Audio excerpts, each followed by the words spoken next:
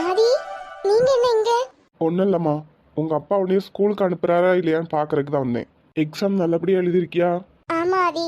ஆதி, உங்களுக்கு என் மேல எந்த கோவமே இல்லையா? எதுக்குமா? இல்ல, எங்க அப்பா அன்னைக்கு அப்படி பேசிட்டாங்கல்ல. பேசுனது உங்கள் அப்பா. உன் மேலே கோவப்பட்டு என்ன பண்ண முடியும்? ஆமாம், என்ன எத்தனை எக்ஸாம் இருக்கு? இன்னும் 3 எக்ஸாம் இருக்கு ஆதி. சரி, நல்லா படின்னு. சரிங்க ஆதி. அதான் ஒன்று உங்கள் அப்பா ஸ்கூலுக்கு அனுப்புகிறாரா, நல்லா படின்னு சொல்லிட்டு போலான்னு தான் வந்தேன். ஆ. வேற என்ன? அப்போ நான் கிளம்பட்டா? இல்ல ஆதி, ஏதோ வேண்டாம் வெறுப்புக்கு பேசுன மாதிரி பேசுறீங்க. அவ்வளவுதானா? என் மேல பாசம் இல்லையா? சே சே, அப்படிலாம் ஒன்றும் இல்லைம்மா. எக்ஸாம் நடந்துட்டு இருக்குல்ல, நான் இப்போ ஏதாவது பேச போய் நீ அதையே நினச்சிட்டு இருந்தேன்னு வை, அப்புறம் எக்ஸாமில் கோட்டை விட்டுருவேன். நீங்க ஏதாவது பேசாம போனாதான் எனக்கு வருத்தமா இருக்கும். அப்படிலாம் ஒன்றும் இல்லைம்மா. ஆமா, அத்தையும் மாமாவும் என்ன சொன்னாங்க? அவங்களாம் ஒன்றும் சொல்லலை. அவங்களுக்குலாம் உன்னையே கட்டுறதுல விருப்பம்தான். என்ன உங்கள் அப்பா தான் கொஞ்சம் இது பண்ணுறாரு. சரி பாப்போம், நீ நல்லா படி சரியா? எக்ஸாம் முடியட்டும், அதுக்கப்புறம் எதுனால முடிவெடுத்துக்கலாம். சரிங்க ஆதி. சரிம்மா, அப்போ நான் கிளம்புறேன். சரிங்க ஆதி. பாய். பாய் ஆதி. லூஸு, நல்லா படிக்கணும்ல. சரிங்க ஆதி. எம்மா, எம்மா. என்ன சத்தியா வாசல்ல நின்று யார்கிட்ட பேசிட்டு இருந்த மாதிரி இருந்து? சோனி, நீ எப்படி வந்தா? இன்னைக்கு காலையில தான். சரி, நீ கதையை மாத்தாத. வாசல்ல நின்று யார்கிட்ட பேசிட்டு இருந்தா? நான் யார்கிட்டடி பேசினேன்? யார்கிட்டயும் பேசல. ஆமா, அம்மா இங்க. பார்த்தேன் எல்லாத்தையும் மாடியில் நின்று பார்த்துட்டு தான் வரேன். அதை விடு, உன் உடம்புக்கு இப்போ எப்படி இருக்கு? ஹாஸ்பிட்டல் அது இதுன்ட்டு அம்மா சொன்னாங்க, ஆனால் முழு விவரமும் சொல்லலை. இப்போ பரவாயில்லையா? பரவாயில்ல, நான் நல்லா தான் இருக்கேன். பாப்பா எப்படி இருக்கு? நல்லா இருக்குடி. மாமாவும் உன் கூட வந்திருக்காவளோ? ஆமா, மாமா இங்கே தான் இருக்காங்க. 10 நாள் இங்கே தான் இருக்க போறாங்க. சோனி, நீ வந்தது எனக்கு எவ்வளோ ஹாப்பியா இருக்கு தெரியுமா? அப்படியா? பயாலஜி சுவாலஜிலலாம் என்ன வரும்னு சொல்லி கொடுப்பல்ல எக்ஸாமுக்கு படிக்கிறதுக்கு. ஓ ஆமால, உனக்கு எக்ஸாம் போயிட்டு இருக்குல்ல. ஒரு விதத்தில் நான் இப்போ வந்தது உனக்கு நல்லதாக போச்சே. எதெல்லாம் இம்பார்ட்டன்ட் கொஸ்டின் நான் சொல்லி கொடுக்கேன், சரியா? சரி சோனி. அம்மா வந்ததுலேருந்து அம்மா எங்கன்னு கேட்டுட்டு இருக்கேன். நீ எதுவுமே சொல்லலை. பாவம் டி, அம்மாவுக்கு ஒரே ஜுரம், ரெஸ்ட் எடுத்துட்டு இருக்காவ. ஜுரமா? காலையில் நான் ஸ்கூலுக்கு போகும்போது நல்லா தானே இருந்தாங்க. அது வேற ஒன்றும் இல்லை, அப்பா அடித்ததில் லைட்டாக அந்த வலிக்கு ஜுரம் வந்துருச்சு. ஓ, அம்மா எல்லாம் சொல்லிட்டாங்களா? புசு, உன்னோட விஷயத்துல எல்லாமே எனக்கு தெரியும். எனக்கு மட்டும் இல்லை, மாமாக்கும் எல்லாம் தெரியும். சத்யா, நான் உனக்கு ஒன்று தான் சொல்லுவேன். இந்த காலம் போனால் கிடைக்காது. அதனால படிக்க வேண்டிய இதெல்லாம் கரெக்டாக படித்து மார்க் எடுக்கிறதுக்கு பாரு. சரி சோனி. போய் ட்ரெஸ் சேஞ்ச் பண்ணிட்டு சாப்பிட்டுட்டு வா. எதெல்லாம் இம்பார்ட்டன்ட் கொஸ்டின் சொல்கிறேன். அப்புறம் ராத்திரி மரத்துக்கடியில் உட்காந்து படிக்கலாமா? என் ஃப்ரெண்ட்ஸ்லாம் வருவாங்க, அவங்களுக்குலாம் சொல்லி கொடுக்குறியா? சரி, சொல்லி தரேன். சரி சோனி. யார் இது நடு ரோட்ல வந்து நிக்கிறது? நீயா? என்னடா மறுபடியும் என் பொண்ணை ஃபாலோ பண்ணலான்னு வந்தியா? சார், இது என்ன நீங்க போட்ட ரோடா? இல்ல. இல்லாட்டி உங்க தாத்தா போட்ட ரோடா? இல்ல. அப்புறம் நான் ரோட்ல நின்னா உங்களுக்கு என்ன சார் பிரச்சனை? என்ன இவ்வளவு திமிரா பேசுறான்? இதுக்கெல்லாம் காரணம் சத்யா தான், வேற யாரும் சொல்ல. கண்டிப்பா அவளை பாக்குறதுக்கு தான் வந்திருப்பான். இன்னைக்கு வீட்டுக்கு போய் நேத்து கொடுத்த அடியெல்லாம் பத்தாது போல. சார். என்னடா? ஆமா சார், உங்க பொண்ணை பாக்குறதுக்கு தான் வந்தேன். எவ்வளவு தைரியம் இருந்தா என்கிட்டயே உங்க பொண்ணை தான் பாக்குறதுக்கு வந்தேன்னு சொல்லுவேன். சார், உங்க பொண்ணை பார்க்க வந்தா உங்ககிட்ட தானே சொல்லணும், பக்கத்து வீட்டுக்காரர்கிட்டயே சொல்ல முடியும். எவ்வளவு தைரியம் இருந்தா எதிர்த்து பேசுவேன். சார், உங்களுக்கும் எங்களுக்கும் ஆகாதுன்னு ஆகி போச்சு.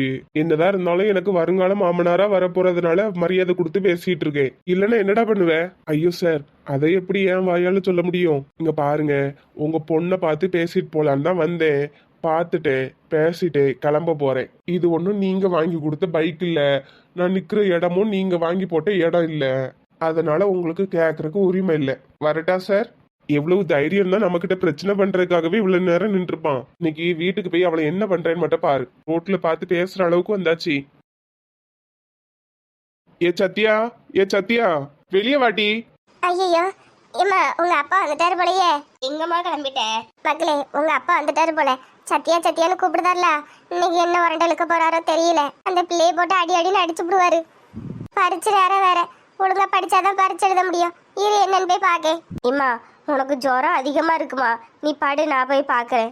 ஐயோ வேண்டாம் மக்களே, உங்க அப்பா ஏதாவது சொல்லிவிட்டா உன் மனசுல வந்து போயிடும். பாப்பு, நீ அத்தையே பாத்துக்க, நான் போய் பாக்குறேன்.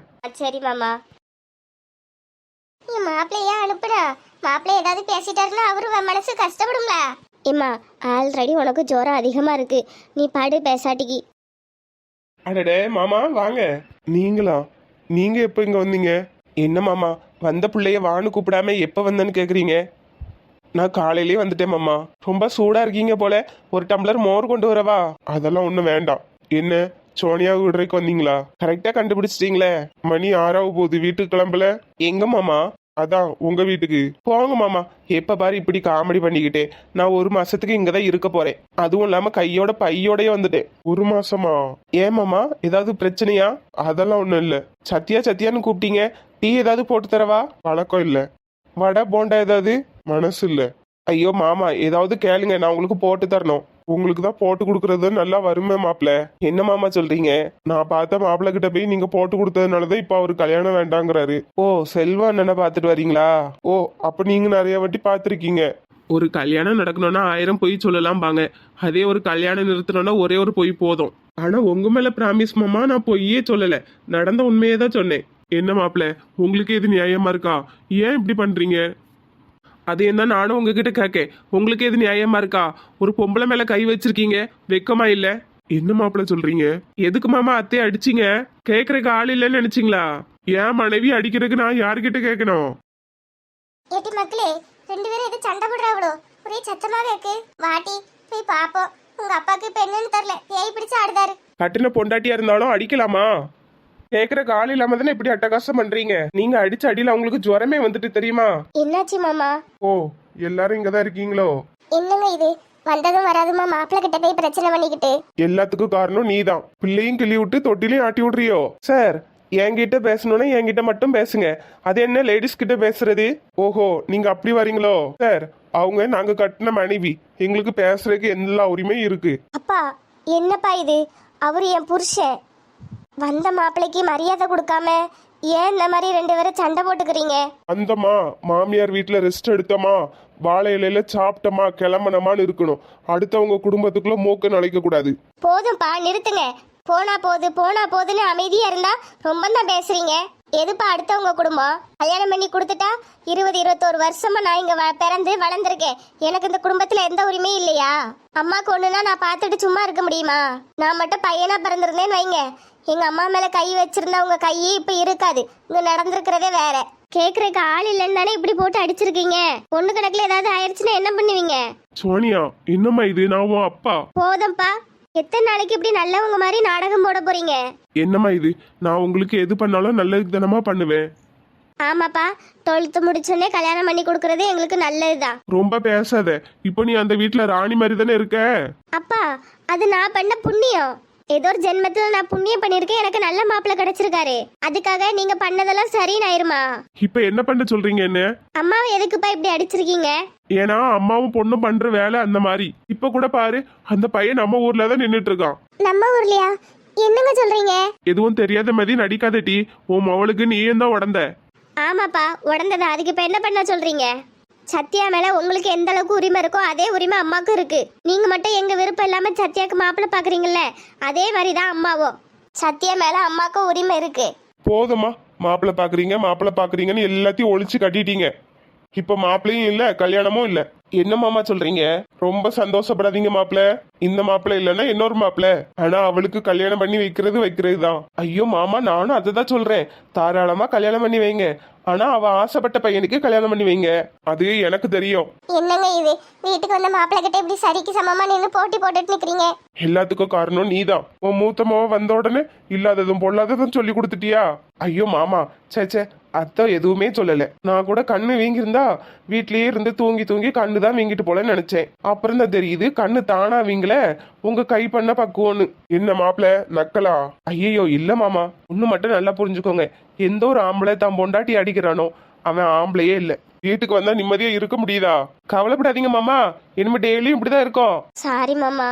சே பாப்பு, ஜாலியா தான் இருக்கு. நீ வேற, இது கூட ஒரு மாதிரி ஜாலியா தான் இருக்குல்ல. ஐயோ மாப்பிள்ள, அவிய ஏதாவது பேசியிருந்தா நான் அவளுக்கு பதிலா மன்னிப்பு கேட்டுக்கிறேன். ஐயோ அத்தை, அதை விடுங்க. கவனிச்சிங்களா, அவரு பார்த்த மாப்பிள்ளை இப்ப கல்யாணம் வேண்டான்ட்டாரு. எப்படி மாமா? எல்லாம் நான் பண்ண வேலைதான். சத்யா லவ் பண்றது சொல்லிதான் இந்த கல்யாணத்தையே நிறுத்தினேன். சூப்பர் மாமா. இங்க இவ்வளவு பிரச்சனை நடந்திருக்கு, அவ வெளியே வந்திருக்காளா பாத்தியா? எதுக்கத்த? படிக்கட்டும், விடுங்க. அடிப்பாளா? ஐயோ மாப்பிள்ள, நீங்க வேற கதவுக்கு நடுவுல நின்னுகிட்டே இங்க என்ன நடக்கணும் பாத்துட்டே இருப்பா. அந்த பையன் வேற இன்னைக்கு வந்தானாமா, எல்லாம் இவ தான் வர சொல்லிருப்பா. ஏமா நீ வேற சும்மா சும்மா அவளை சந்தேகப்படாத. இந்த பையன் இன்னைக்கு அவனாதான் வந்தான். என்ன மக்களே சொல்ற? அவன் ஸ்கூல்ல இருந்து வர்றதுக்கு முன்னாடியே அந்த பையன் நம்ம வீட்டுக்கு வாசல் முன்னாடி தான் நின்றுட்டு இருந்தான். நீ பாத்தியோ? அம்மாவை கூப்பிட்டுருக்க கூடாது. எனக்கு அடையாளம் தெரியலம்மா. அப்புறம் சத்தியா வரும்போது அந்த பையன் பேசினான், அப்பதான் அடையாளம் தெரிஞ்சு. ஐயோ, இவ நம்மள பாடையில ஏத்தாம விட மாட்டாவளையே. நீ ஒன்னும் கவலைப்படாதம்மா. அவளுக்கு நல்லா அட்வைஸ் பண்ணிட்டேன். படிக்க வேண்டிய காலத்துல படின்னு அட்வைஸ் பண்ணிருக்கேன். இதே தானே நான் 4-5 மாசமா சொல்லிட்டு இருக்கேன். அந்த பையன் உள்ள கேட்க முடிக்க விடுமா. அதான் நான் 1 மாசம் இங்க தானே இருக்க போறேன். நான் பாத்துக்கிடுறேன். வாமா, போய் ரெஸ்ட் எடு. சரி மக்களே, தலையெல்லாம் கிறுகிறுன்னு சுத்துது. ஆமாத்தே, இப்படி மண்டை கோளாறு பிடிச்சவரை கல்யாணம் பண்ணா அப்படிதான் சுத்தம். நீங்க போய் கொஞ்ச நேரம் பாடுங்க. சரிங்க மாப்பிள்ள.